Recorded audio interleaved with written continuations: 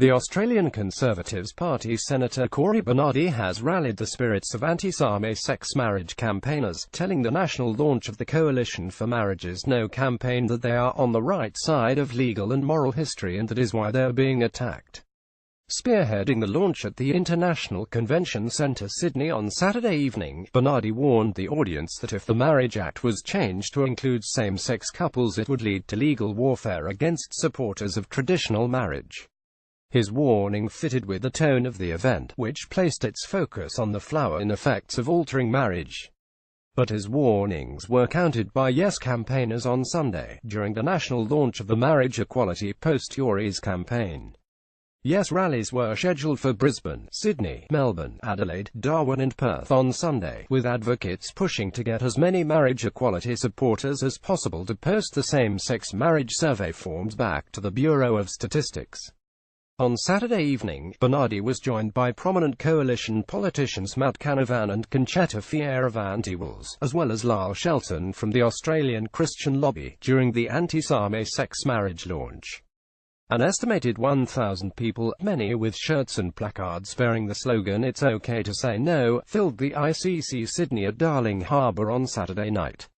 The marriage plebiscite is a referendum on consequences, the event page said about the postal survey, which is neither a plebiscite nor a referendum. Changing the Marriage Act will affect you, your family and all Australians.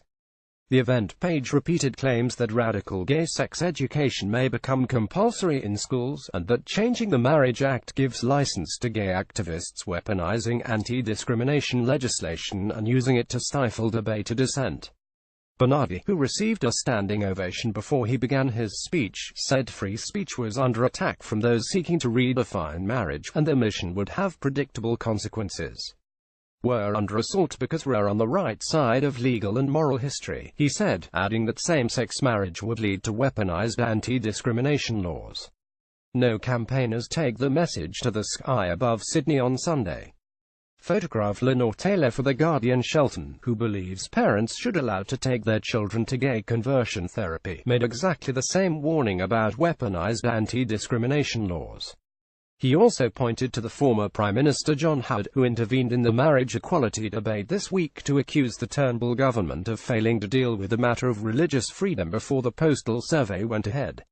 "If Malcolm Turnbull, George Brandis and Bill Shorten don't know how your freedoms are going to be protected, vote no," he said. The campaigns over marriage equality have stepped up this week as postal vote forms began being delivered. Research by an advertising analytics firm found opponents of marriage equality had outspent Yes campaigners on television advertising by about 5 to 1. Ubiquity found the No campaign had spent $312,000 and the Yes campaign $64,000 on TV ads. The Australian Bureau of Statistics has spent $1.7 million on the campaign so far. Advocates of the Yes campaign are pushing supporters to get the vote in the post. Well-known marriage equality advocates, political leaders, couples and campaigners have begun sharing the plans to encourage others to tick yes and post the forms back to the ABS. Alex Greenwich, independent MP for Sydney and co-chair of the Equality Campaign, said on Sunday ahead of the rally in Adelaide that the postal survey was an exciting opportunity to vote yes to national the values of fairness and equality. Millions of envelopes have already been sent out by the ABS, with millions more set to arrive in mailboxes this week.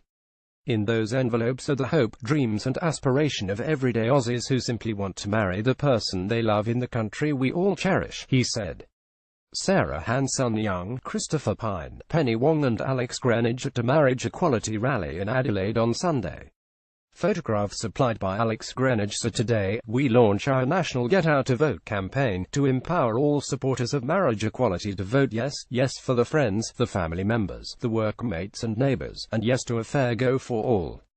From today we will be knocking as many doors as possible, ringing as many relos as we can and doing everything possible to ensure yes is a success."